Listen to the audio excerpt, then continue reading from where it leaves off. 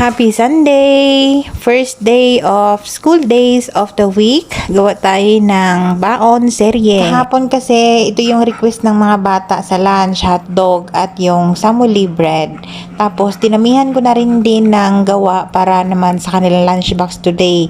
So ginawa ko na lang yung pinwheel na sandwich. Gumamit na ako dyan ng tortilla bread at naglagay lang ako ng sliced cheese at ketchup sa kanilang pinwheel sandwich. Cherry, grapes, orange naman ang kanilang fruits today. At 3 lunch boxes pa rin today dahil yung isa ay nandun pa rin sa ospital. At naglagay ako ng Oreo biscuit sa kanilang lunchbox. At nag-add ako dyan ng Barney cakes dahil meron pang space sa kanilang lunchbox para hindi malamog yung ating pinwheel sandwich.